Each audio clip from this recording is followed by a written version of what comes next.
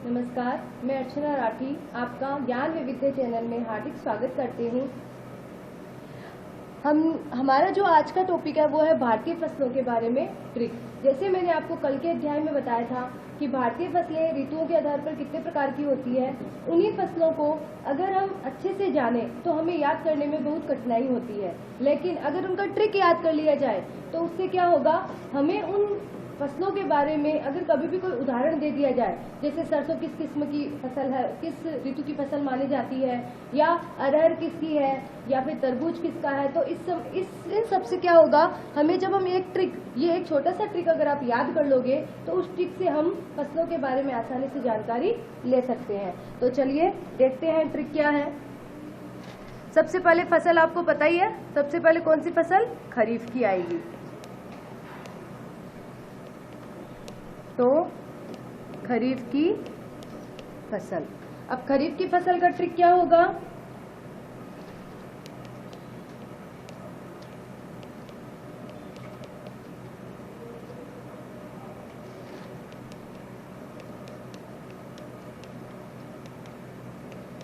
देखिए क्या ट्रिक है, अरे गधा बाजा मत बजा। अब इसमें जितनी भी खरीफ की फसल है वो सारी की सारी आ जाएगी, क्योंकि अपने पास कभी भी जैसे ऑप्शन वाले क्वेश्चन आते हैं तो उन सब में क्या होता है, उस समय हमारे कंफ्यूज हो जाता है कि खरीफ की फसल कौन सी है और रबी की फसल कौन सी है।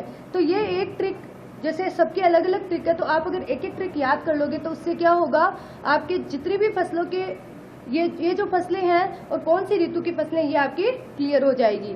तो ए का मतलब क्या होता है, अरे का मतलब हो जाएगा अरहर। अरहर ये क्या है, तिलहनी फसल है, दलहनी फसल है। फिर ग का मतलब हो जाएगा गन्ना। धा का मतलब होगा धान। देखो अरे का मतलब अरहर, ग का मतलब गन्ना, धा का मतलब धान, बा का अर्थ हो जाएगा बाजरा। बाजरा भी खरीफ की प्रमुख फसल मानी जाती है, ठीक है। जा का मतलब हो जाएगा जवार, जवार की फसल। फिर आता है मैं का हो जाएगा मक्का, और अंतिम बचा तय का हो जाएगा तिलहन। देखो कैसे हुआ, अरे गधा बाजा मत बजा। अब ये इजी सा ट्रिक है और इस ट्रिक से आप खरीफ की फसलें याद कर सकते हैं। अरे का अर्थ होगा अरहर की फसल, ग का मतलब गन्ना, धा का मतलब धान, बा का मतलब बाजरा, जा का मतलब हो जाता है जवार, मै का अर्थ होता है मक्का, और तय का अर्थ क्या होता है, तिलहन। इस तरह से खरीफ की फसलें हमारे क्लियर हो गई। अब आती है रबी की फसल।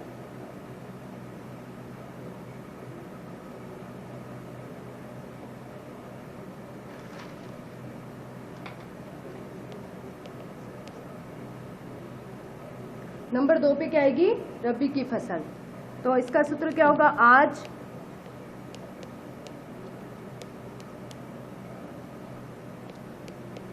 गेहूं में मजे से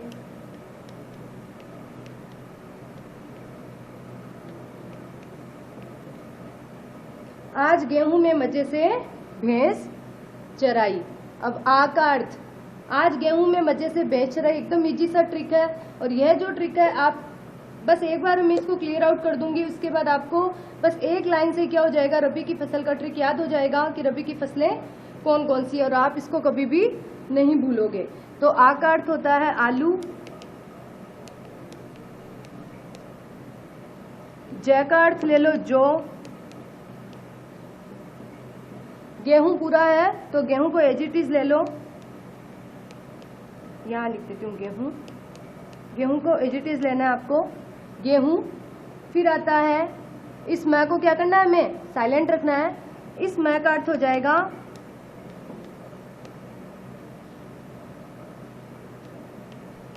मटर, ठीक है। फिर आएगा मजे, मजे में जे, ये जो जे है ये भी क्या इसमें साइलेंट बने, या तो आप मजा को पूरा ले लो या फिर इसमें सिर्फ मैं ले लो। तो जे से और ये साइलेंट हो जाएगा, च से हो जाएगा चना, नहीं उससे पहले स, स से हो जाएगा सरसों। ये सरसों बहुत बार पूछा जाता है कि सरसों, क्योंकि सरसों का उत्पादन क्या होता है, ज्यादा होता है। जिस तरह खरीफ की फसल में बाजरे का उत्पादन ज्यादा होता है तो बाजरे का संभावना होती है पूछे जाने की, वैसे ही रबी की फसलों में सरसों पूछे जाने की संभावना ज्यादा होती है, इसलिए सरसों याद रखना। स से हो जाएगा, इस स से हो जाएगा सरसों, च से हो जाएगा चना, और ये क्या है बचा हुआ, राई। तो राई को आप एज इट इज लिख दो, ये हो जाएगा राई। ठीक है, देखो एक बार वापस बता देती हूँ। रबी की फसलें, रबी की फसलों का क्या उदाहरण होगा, आज गेहूं में मजे से भैंस चराई। जैसे समझ लो, मान लो कि गेहूं का खेत है, इसमें गेहूं का खेत नहीं लिख के सीधा लिख दिया गेहूं में, यानी आपको खुद को ये दिमाग लगाना है कि गेहूं का मतलब गेहूं के खेत से है। तो आज गेहूं के खेत में मजे से भैंस चराई, तो आ का मतलब आलू हो जाएगा, जय का मतलब जो हो जाएगा, गेहूं आप एज इट इज ले लो, में इसमें साइलेंट है, मैं का मतलब मटर हो जाता है, फिर इस स का अर्थ हो जाता है सरसों, च का अर्थ हो जाता है चना, और राई का अर्थ हो जाता है एज इट इज ले लो राई। ठीक है, अब अंतिम जो बची है वो कौन सी है, जायद की फसल। जायद, जायद की फसल। जायद की फसल का ट्रिक क्या होगा,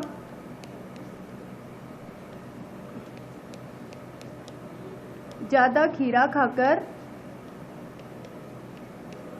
ताऊ मरा या मरे, ज्यादा खीरा खाकर ताऊ मरे। अब देखो, खीरा ज्यादा खा लिया तो क्या हो गया, ताऊ की क्या हो गई, मृत्यु हो गई। ज्यादा खीरा उनके पेट में समाया नहीं, इसलिए उनकी क्या हो गई, मृत्यु हो गई थी। तो ज्यादा को आप क्या मानोगे, कौन सी फसल है, जायद।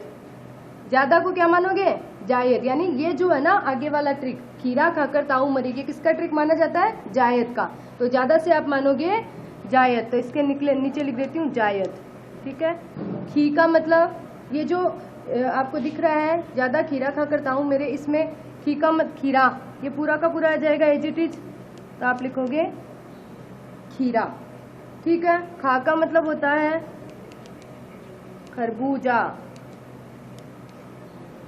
खरबूजा। क का मतलब होता है ककड़ी। ठीक है, त का मतलब हो जाएगा, ये जो ता दिख रहा है इसका हो जाएगा तरबूज।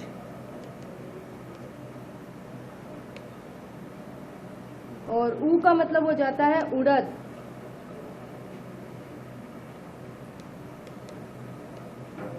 और मरे, मैं इसमें हो जाएगा मूंग।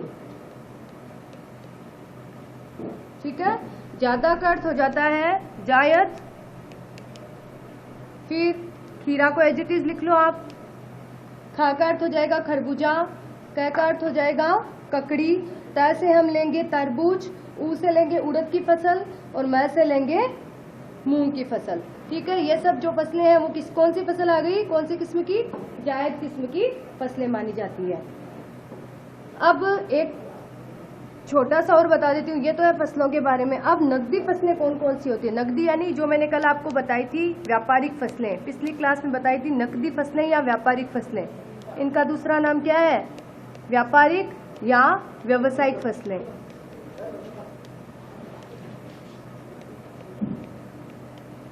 व्यापारिक या व्यावसायिक फसलें, इनका सूत्र क्या होगा, देखो,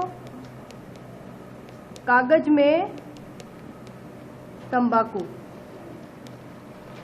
कागज में तंबाकू। का से आप क्या लोगे, कपास, का से हम क्या लेंगे, कपास, तो का से आप कर लो कपास। ग से क्या करना है, गन्ना।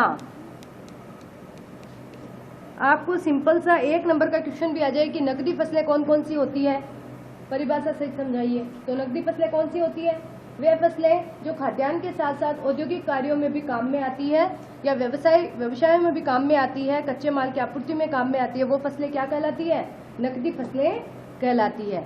ठीक है, तो इन फसलों में जैसे उदाहरण पूछ ले तो अब आपको उदाहरण याद नहीं है, तो अगर आपको इतना सा ट्रिक याद है कि कागज में तंबाकू, ये क्या है, इसका नकदी फसलों का उदाहरण है। तो का अर्थ हो जाएगा कपास, ग का अर्थ हो जाता है गन्ना, फिर ये जो जय है, जय का अर्थ हो जाएगा झूठ, मैं इसमें साइलेंट है, और तंबाकू से एज इट इज ले लो आप तंबाकू, कागज में तंबाकू।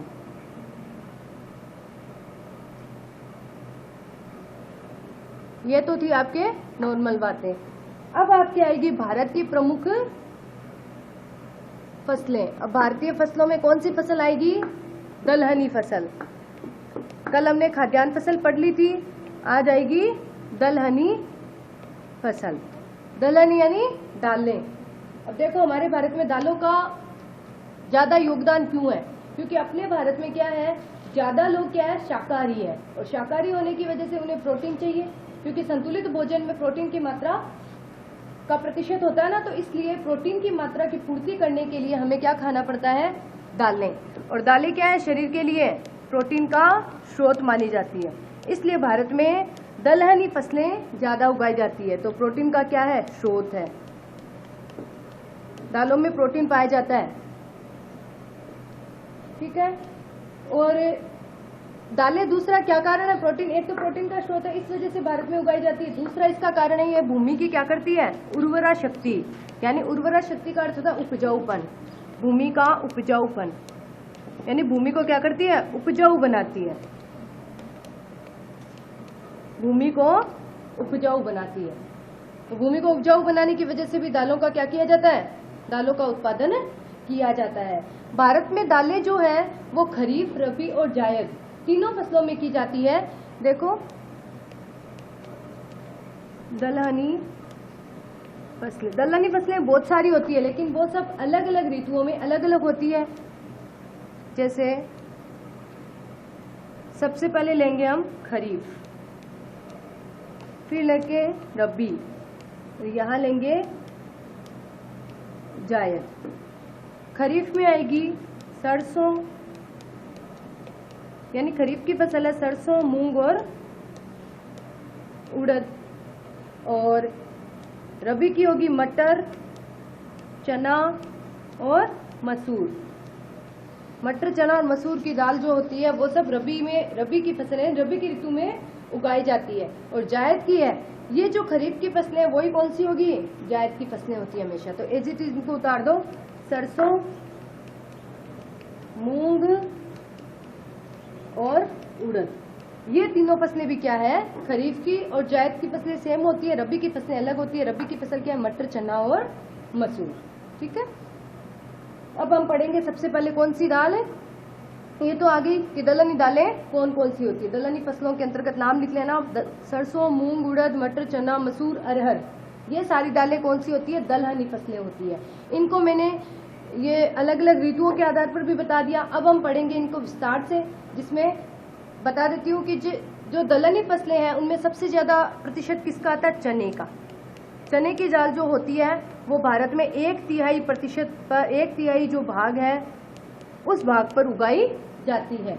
भारत में सबसे ज्यादा चना उगाया जाता है, ठीक है।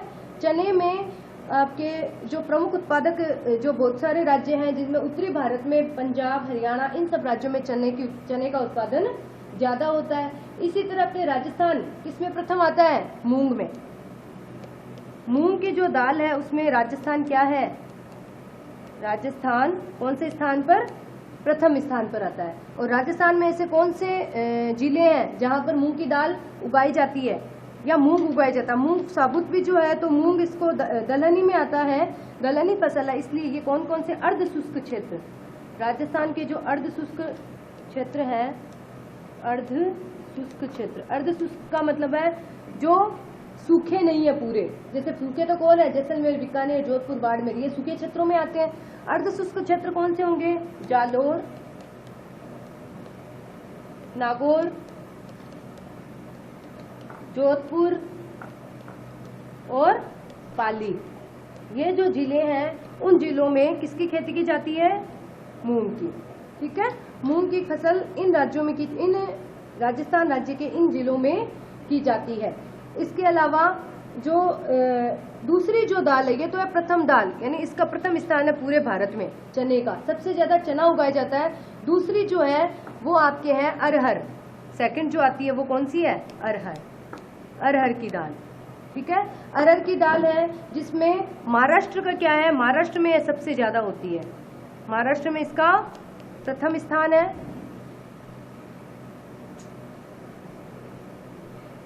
महाराष्ट्र में अरहर की दाल का क्या प्रथम है, उत्तर प्रदेश का क्या है दूसरा स्थान है, ठीक है, और कर्नाटक का तीसरा स्थान है। यानी पूरे भारत में अरहर की जो दलहनी फसल है वो महाराष्ट्र में सबसे ज्यादा उत्पादित की जाती है, उसके बाद उत्तर प्रदेश में इसका उत्पादन होता है, और उसके बाद कर्नाटक में तीसरे नंबर पर कौन सा राज्य आता है, कर्नाटक आता है। इस तरह ये जो हमने जो दालें पढ़ी है उन दालों के उत्पादन में सब राज्य, जैसे भारत के लगभग राज्यों का योगदान रहता है। अब हम इनको विस्तार से पढ़ेंगे, जो प्रमुख दलहनी फसलें हैं।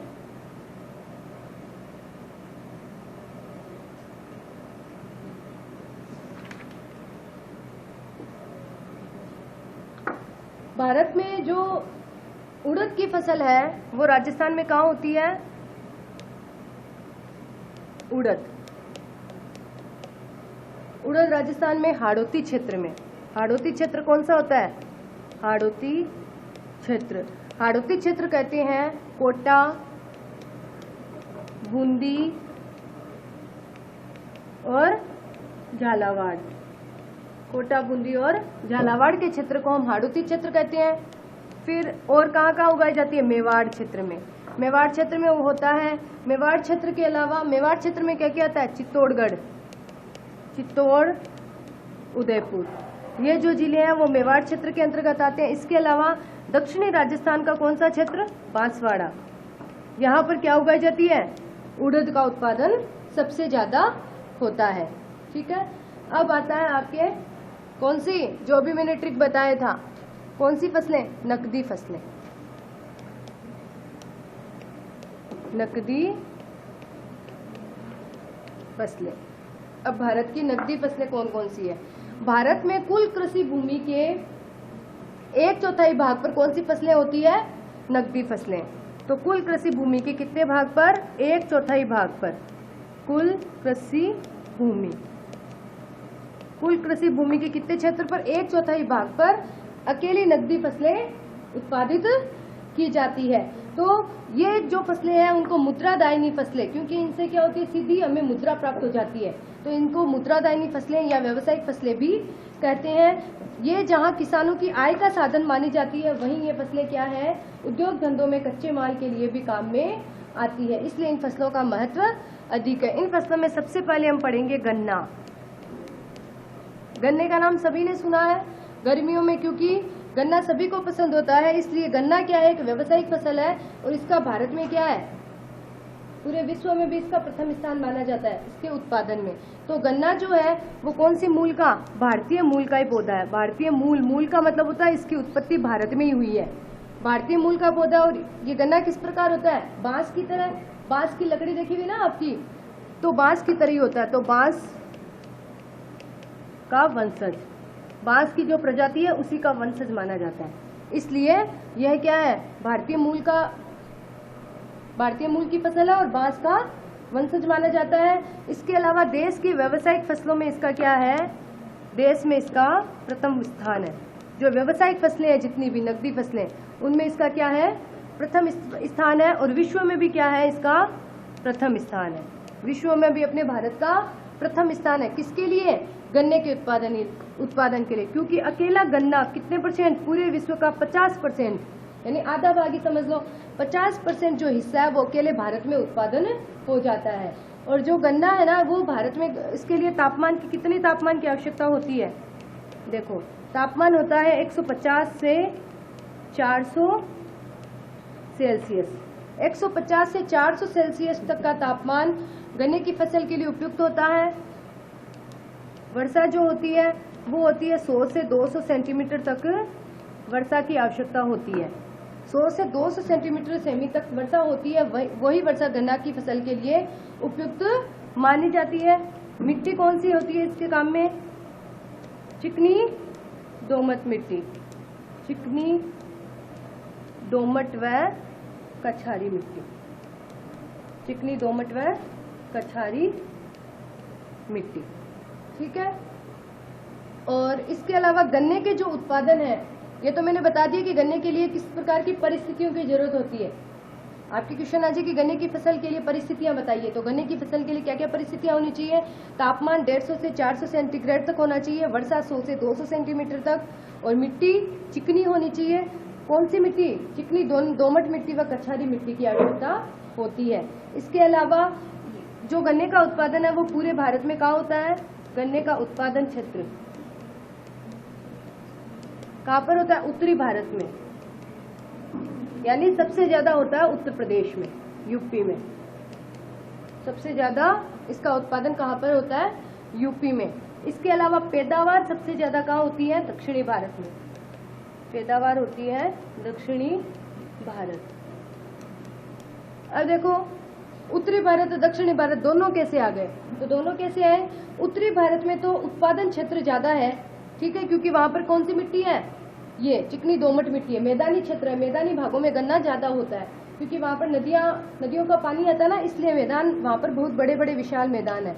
इस वजह से उत्तरी भारत में तो इसका उत्पादन ज्यादा होता है। लेकिन पैदावार का मतलब गन्ने के अंदर रस कितना होगा, उस रस से चीजें कितनी बनाई जाएगी, तो वो होता है उत्पादन या पैदावार। तो इसकी पैदावार कहाँ पर ज्यादा होती है? दक्षिणी भारत में। क्यों? कारण क्या है? कारण है वहां पर दक्षिणी भारत में कौन सी जलवायु है? आर्द्र जलवायु है, और आर्द्र जलवायु की वजह से वहां दक्षिणी भारत में जो गन्ना उत्पादित होता है वो गन्ना रस से भरा, मतलब बहुत ज्यादा उसमें रस होता है। इसी वजह से दक्षिणी भारत का जितना भी गन्ने की पैदावार होती है वो पैदावार के क्षेत्र में पूरे भारत में प्रथम स्थान रखता है। इसमें देखो कौन कौन से, एक तो उत्तर प्रदेश मैंने लिखा दिया, महाराष्ट्र, कौन कौन से राज्यों में उगाया जाता है?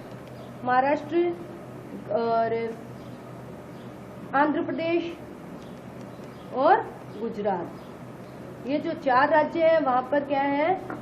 बहुत ज्यादा गन्ने का उत्पादन किया जाता है। और गुजरात, और अपने राजस्थान में कहाँ कहाँ होता है? उदयपुर, राजस्थान में भी सेम स्थिति होगी। कैसे कि गन्ने का उत्पादन आर्द्र जलवायु में होता है, इसका मतलब अपने राजस्थान में आर्द्र जलवायु कौन से क्षेत्र में होती है? उदयपुर, भीलवाड़ा, झालावाड़, ठीक है, गंगानगर, जहाँ पर विशाल मैदान होंगे नदियों का, वहां पर भी यह उत्पादन होता है। ठीक है, ये हो गया गन्ने का। और इसके अलावा गन्ने से क्या क्या चीजें बनाई जाती है? तो गन्ने से बनाया जाता है एक तो गुड़, चीनी और अल्कोहल, ये सब। तो गन्ने का क्या क्या उपयोग है? गन्ने से गुड़ बनाया जाता है, गन्ने से चीनी बनाई जाती है और गन्ने से अल्कोहल बनाया जाता है। और ये तीनों चीजें सिर्फ एक ही वस्तु से, एक ही उत्पादन, एक ही फसल से बनती है, और वो है गन्ना। क्योंकि ये कच्चा होता है, यानी कच्चे माल के रूप में है। फिर इस कच्चा माल क्या होता है? जिससे दूसरे उत्पाद तैयार किए जाते हैं, तो ये कच्चा माल है। फिर इससे दूसरे उत्पाद, यानी गुड़ भी दूसरा उत्पाद हो गया, चीनी भी दूसरा उत्पाद और अल्कोहल भी इससे दूसरा उत्पाद है। इसलिए एक माल से दूसरे उत्पाद को तैयार किया जाता है। तो ये पहला वाला माल क्या कहलाता है? कच्चा माल कहलाता है। अब आपकी दूसरी जो फसल है वो आएगी, दूसरी व्यावसायिक फसल है वो है कपास।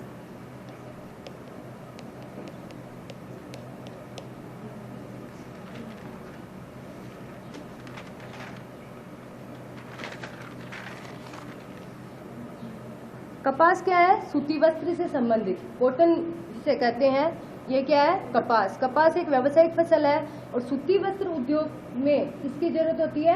कपास की आवश्यकता होती है। और कपास एक व्यावसायिक फसल है, इसका पता हमें कैसे चलता है? और कपास का हम आज से नहीं, बहुत पुराने समय से कपास को भारत में उगा रहे हैं। और उसका उल्लेख कहाँ मिलता है? मनु स्मृति में। मनु स्मृति किसके द्वारा लिखी गई है? मनु के द्वारा। ठीक है। और दूसरा है ऋग्वेद। ऋग्वेद सबको पता है, वेद 4 होते हैं ना, तो उनमें ये ऋग्वेद जो है, ऋग्वेद में और मनु स्मृति में, इसमें सूती वस्त्र उद्योग के बारे में बताया गया। और सूती वस्त्र किससे संबंधित है? कपास से। इसका मतलब अपने भारत में कपास तो कब से है? इस समय से ही, यानी वेदों जो वैदिक काल है उस समय से ही चला आ रहा है। तो भारतीयों में, इसका कहने का अर्थ यह है कि भारतीयों में सूती वस्त्र का ज्ञान अभी से नहीं, पुराने समय से, प्राचीन काल से ही था। उन लोगों को कि कपास क्या होता है, सूती वस्त्र क्या होते हैं, इन सब का ज्ञान उनको पहले से ही था। अब भारत में क्या है 6.7% भूमि पर क्या होता है, कपास उत्पादन होता है। कपास उत्पादन देश की जितनी कुल भूमि है उस भूमि में से 6.7% भूमि पर किसका उत्पादन होता है, कपास का उत्पादन किया जाता है। अब कपास के लिए आपके तापमान कितना चाहिए, 200 से 350 सेल्सियस, 200 से 350 सेंटीग्रेड तापमान की जरूरत होती है। वर्षा है वो होती है 80 से 150 सेंटीमीटर तक वर्षा की आवश्यकता होती है। इसके अलावा मिट्टी कैसी होनी चाहिए, कपास के लिए मिट्टी फिक्स होती है, और यह काली मिट्टी जो मैं अभी मिट्टी लिख रही हूँ, काली मिट्टी, गहरी व काली मिट्टी, गहरी व काली मिट्टी, यह जो मिट्टी है वह काली मिट्टी किसके लिए जानी जाती है, कपास के लिए जानी जाती है, क्योंकि सबसे ज्यादा कपास इस मिट्टी में ही क्या होगा, उत्पादित होता है, इसलिए काली मिट्टी को कपास के लिए ही जाना जाता है। इसके अलावा मिट्टी में किसकी मात्रा, चूने की और पोटास की मात्रा सबसे ज्यादा होनी आवश्यक है। चूने और पोटास की मात्रा जितनी ज्यादा होगी उतनी ज्यादा कपास की उत्पादकता बढ़ेगी। अब अपने भारत में ये जो कपास है उसकी कितनी किस्में हैं, 3 किस्में हैं। भारत में कितनी किस्में हैं, 3 तरह की कपास उगाई जाती है, तो 3 किस्में हो गई। सबसे पहले है अमेरिकन कपास। अमेरिकन कपास, अमेरिकन जो कपास होती है वो लंबी होती है, यानी उसके रेशे लंबे होते हैं और महीन होते हैं। जितनी महीन होगी कपास उतनी ज्यादा वो क्या होगी, अच्छी होगी, उतनी ज्यादा सर्वोच्च किस्म की होगी, सर्वोत्तम किस्म की होगी। इसलिए लंबी व महीन जो कपास है वो अमेरिकन कपास कहलाती है। और यह अमेरिकन कपास कहाँ कहाँ होती है, पंजाब,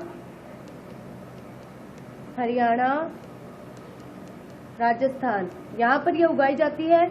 और इसे, यह तो अमेरिकन कपास क्यों कहा जाता है, क्योंकि अमेरिका में उत्पादित की जाती थी, लेकिन पंजाब, हरियाणा, राजस्थान में इसका क्या नाम दिया जाता है, नरमा। ये याद रखना, आपके क्वेश्चन भी है, नरमा किसे कहते हैं।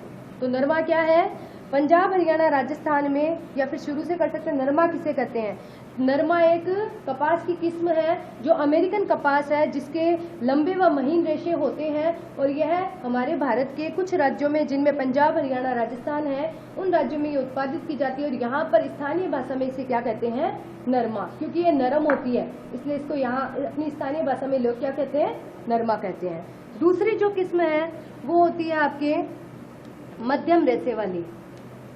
मध्यम रेशे वाली, मध्यम रेशे वाली जो होती है वो महाराष्ट्र में इसका उत्पादन सबसे ज्यादा किया जाता है। तीसरी जो है वो छोटे रेशे वाली, छोटे रेशे वाली। देखो जो ये मध्यम है इसका 40%, अपने भारत में इसका 40% उत्पादन किया जाता है, और जो छोटे रेशे वाली है उसका उत्पादन होता है सिर्फ 10%। तो बचा कितना, 40 और 10 50, तो इसका मतलब ये कितनी हो गई, 50% उत्पादन इसका अमेरिकन कपास का, जिसे नरमा कहते हैं, इसका उत्पादन किया जाता है। तो अपने भारत में सबसे ज्यादा उत्पादन कौन सी कपास की किस्म का होगा, अमेरिकन कपास का होगा। मध्यम रेशे वाली और छोटे रेशे वाली 10% है, क्योंकि ये क्या इतनी अच्छी नहीं है, इसलिए इसका उत्पादन सबसे कम होता है। ठीक है, अब ये जो कपास है उसमें पूरे भारत में प्रथम स्थान पर कौन रहता है, किसका कारोबार सबसे ज्यादा, कौन से राज्य में उत्पादन होता है, गुजरात में इसका उत्पादन सबसे ज्यादा होता है, इसलिए गुजरात इसका प्रथम स्थान रखता है। महाराष्ट्र का क्या है, द्वितीय स्थान है, महाराष्ट्र में ये द्वितीय स्थान पर उत्पादित होती है। ठीक है, ये हो गया आपके कपास का। और राजस्थान में कहाँ कहाँ होता है, राजस्थान में कोटा, बूंदी, बारां, झालावाड़, जहाँ पर काली मिट्टी पाई जाती है, उन क्षेत्रों में, काली मिट्टी पाई जाने वाले क्षेत्रों में ही यह क्या होती है, उगाई जाती है। ठीक है, अब तीसरी जो आपके ये हो गई नकदी फसलें, अब आएगी तिलहनी फसलें। तिलहन क्या होते हैं, जिन फसलों से तेल निकाला जाता है वो हो जाती है तिलहनी फसलें। तो अपने भारत में विश्व के 10% तिलहन का उत्पादन कौन करता है, भारत करता है पूरे विश्व में। नहीं, पहले भारत का लिख देती हूँ। भारत में 10% जितनी भी फसलें ना, उन सब में 10% उत्पादन किसका होता है? तिलहन का होता है। तिलहन का उत्पादन किया जाता है। तिलहन जो फसलें हैं वो मैंने अभी आपको बताई थी कि रबी की फसलें और खरीफ की फसल दोनों में यह उगाई जाती है। इसके अलावा इन तिलहन फसलों में मुख्य रूप से मूंगफली, जिनसे तेल निकाला जाता है, आपको वो याद रखनी जरूरी है। मूंगफली, तिल, अरंडी और सूरजमुखी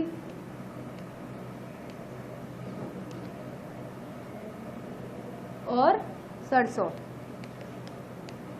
ये नाम आपको याद रखने की। भारत में तिलहन फसलें कौन कौन सी है? सूरजमुखी, सरसों, मूंगफली, तिल, अरंडी और सूरजमुखी।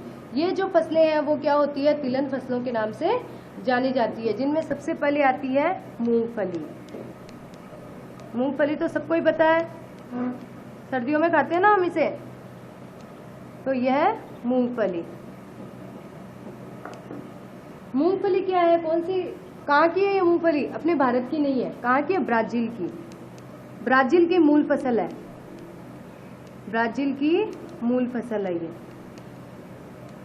यह फसल मूल रूप से ब्राजील में उगाई जाती थी और यहाँ पर अपने भारत में इसका पौधा या किस्म जो भी है, बीज है जो भी, वो यहाँ पर लाया गया और उसके बाद यहाँ पर इसकी पैदावार की गई है, पहले नहीं की जाती थी। तो मूंगफली ब्राजील की प्रमुख फसल है। विश्व का कितने प्रतिशत भाग? विश्व का 30% भाग अकेले भारत क्या करता है? इसका उत्पादन करता है। यानी जो मूंगफली है वो भारत में उत्पादित, 30% भाग भारत में उत्पादित होता है। भारत में इसका उत्पादन होता है। जो भारत में कौन से मौसम में? अभी मैंने उदाहरण में आपको बताया था, ट्रिक में बताया था, खरीफ की फसल है ये। तो ये खरीफ की फसल मानी जाती है, जो जून जुलाई में बोई जाती है और अक्टूबर में काट ली जाती है। तो ये क्या है? खरीफ की फसल है। देश में मूंगफली के जो प्रमुख राज्य हैं वो कौन कौन से हैं? गुजरात का कौन सा स्थान है? प्रथम स्थान है। सेकंड है आंध्र प्रदेश और तीसरा स्थान किसका है इसमें? तमिलनाडु। तमिलनाडु का इसका तीसरा स्थान है। यानी मूंगफली जो है वो ब्राजील की मूल फसल है। विश्व का 30% भाग भारत में उत्पादित होता है और पूरे देश में 85%, पूरे देश में जो खरीफ की फसल है ये 85% का उत्पादन कौन करता है? गुजरात, आंध्र प्रदेश और तमिलनाडु अकेले ये इसका उत्पादन कर लेते हैं और बाकी अन्य राज्य 85% के अतिरिक्त जो बचा भाग है वो अन्य राज्यों के द्वारा उत्पादित किया जाता है। अब आपके अगली जो तिलहन फसल है वो क्या है? सरसों। सरसों क्या है? विश्व में 70% भारत में क्या किया जाता है? उत्पादन। विश्व में जो 70% है अकेले भारत के द्वारा उत्पादित किया जाता है। यानी अकेले भारत में 70% जो सरसों है वो उगाई जाती है और पूरे विश्व का कितने हो गया? पूरे विश्व का 70% सिर्फ अकेले भारत में उत्पादित किया जाता है। और देश की फसल का कितना हो गया? देश में जितनी भी फसलें, उन फसलों का 35%। देश में जो फसलें उनका 35% भाग किसका है? सरसों से संबंधित। यानी जितनी भी तिलहनी फसलें होती है उनमें से 35% भाग सरसों का उत्पादन किया जाता है। इसमें उत्पादन की दृष्टि से सबसे प्रथम स्थान किसका आता है? राजस्थान का। ठीक है, राजस्थान का इसमें प्रथम स्थान है। राजस्थान में सबसे ज्यादा सरसों होती है। कितने प्रतिशत भाग पर? 41% भाग पर सरसों होती है। और राजस्थान में कौन कौन से हैं अपने? भरतपुर, अलवर भरतपुर की जोड़ी है। गंगानगर हनुमानगढ़ की जो भी जोड़ी है, गंगानगर हनुमानगढ़, ये साथ साथ ही नाम बोले जाते हैं तो आपको ज़्यादा असुविधा नहीं होगी। अलवर, भरतपुर, गंगानगर, हनुमानगढ़, ये जो जिले हैं इन सब में क्या है? सरसों का उत्पादन सबसे ज़्यादा किया जाता है। अब आपके तीसरी जो एकदम अन्य तिलहनी फसलों में ले लेते हैं हम, तीसरी जो है अरंडी। अरंडी। अरंडी का नाम सुना आपने? ये कि एक खाद्यान्न फसल नहीं है, ठीक है। इसका तेल, अरंडी से क्या तेल निकाला जाता है, और यह जो अरंडी है वो किस में काम में आते हैं? अरंडी का तेल मशीनों में, एक तो मशीनों में काम आता है, दूसरा आपके आता है चमड़ा शोधन में। शोधन यानी उसको साफ करना, चमड़े को साफ करने में काम में आता है। और तीसरा जो है वो आपके है साबुन बनाने में, साबुन बनाने में। इन तीनों में मशीनों में काम में आता है, मशीनों में स्नेहक के रूप में, चमड़ा शोधन के लिए और साबुन बनाने में कौन से तेल को काम में लिया जाता है? अरंडी के तेल को काम में लिया जाता है। और अपने जो गुजरात है उसमें 65% और राजस्थान में कितने प्रतिशत? 25% अरंडी का उत्पादन किया जाता है। यह आपकी हो गई फसलें कंप्लीट। अब अपने लास्ट टॉपिक रहा है कि भारतीय अर्थव्यवस्था में कृषि का क्या प्रभाव है। भारतीय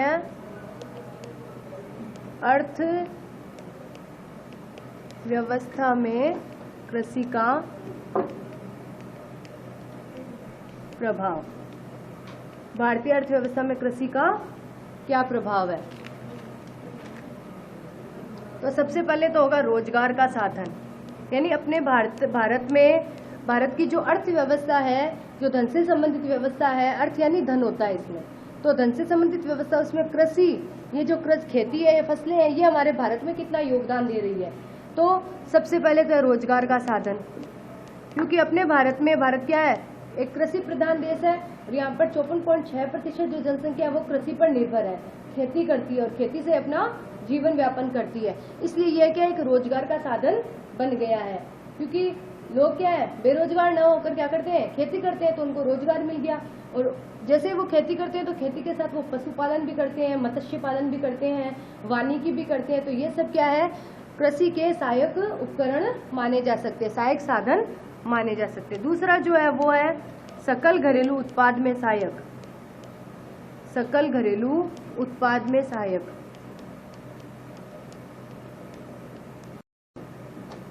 सकल घरेलू उत्पाद में सहायक। सकल घरेलू उत्पाद यानी जीडीपी में। अब जीडीपी में किस प्रकार सहायक है कि पूरे भारत में जब अपने प्रतिवर्ष हम जीडीपी निकालते हैं तो उस समय यह भारत में कितने प्रतिशत है? 2016-17 के आंकड़ों के हिसाब से 17.32 या 17.32% जो भाग है, उस भाग पर इतना प्रतिशत क्या करता है? ये हमारे देश की अर्थव्यवस्था में या जीडीपी के जरिए हमारे देश की अर्थव्यवस्था में योगदान देता है। तीसरा जो है वो आपके देखो, ये पहले तो भारत में कृषि, क्योंकि भारत स्टार्टिंग से कृषि प्रधान देश है, इसलिए कृषि का इसमें योगदान ज्यादा था। लेकिन धीरे धीरे क्या हो गया? सेवा क्षेत्रों में ज्यादा योगदान होने लग गया। 2 नंबर पे औद्योगिक क्षेत्र, उद्योग धंधे यहाँ पर ज्यादा विकसित हो गए, इसलिए सकल घरेलू उत्पाद उनसे ज्यादा होता है। और तीसरे नंबर पर कृषि का स्थान हो गया। और कृषि हमें सकल घरेलू उत्पाद के रूप में कितने प्रतिशत देता है? 17.32% इसका उत्पादन होता है। तीसरा जो है वो विदेशी व्यापार में योगदान। विदेशी व्यापार में योगदान।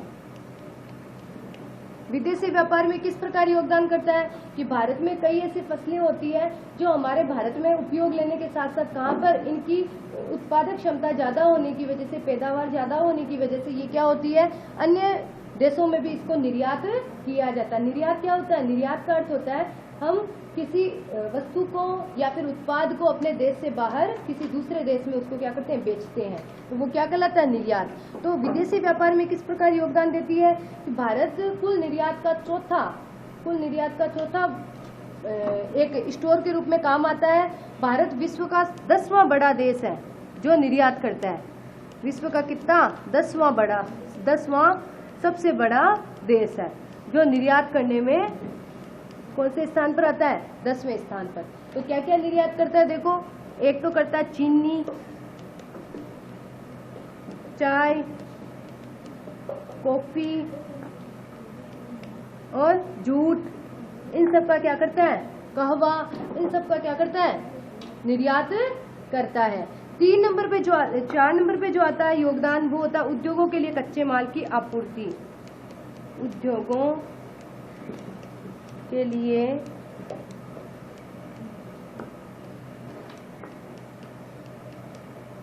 कच्चे माल की आपूर्ति, उद्योगों के लिए कच्चे माल की आपूर्ति। ये क्या हो गया, इसका चौथा रीजन हो गया कि भारतीय अर्थव्यवस्था में कृषि का प्रभाव किस प्रकार पड़ता है या योगदान क्या कैसे है। कृषि का प्रभाव या योगदान भी लिख सकते हैं हम ऐसे, योगदान। देखो, उद्योगों के लिए कच्चे माल की आपूर्ति करता है। भारतीय कृषि में बहुत सारे उद्योग ऐसे हैं, जैसे कपड़ा उद्योग है, रेशम उद्योग है, इसके अलावा चीनी उद्योग है, तेल उद्योग है, जूट उद्योग है। ये सब उद्योग क्या करते हैं, कच्चे माल उद्योग धंधों के लिए कच्चे माल की भी आपूर्ति करने का कार्य करते हैं। इसलिए उद्योगों के लिए हमारी फसलें कच्चे माल की आपूर्ति भी करती है। और अंतिम है आपके औद्योगिक उत्पादों में, औद्योगिक उत्पादों के लिए बाजार। भारत की जो 60% जनसंख्या है वो ग्रामीण क्षेत्रों में क्या करती है, निवास करती है। तो इसीलिए ग्रामीण क्षेत्रों में निवास करने की वजह से वो किस पर ज्यादा निर्भर करती है, कृषि पर निर्भर करती है।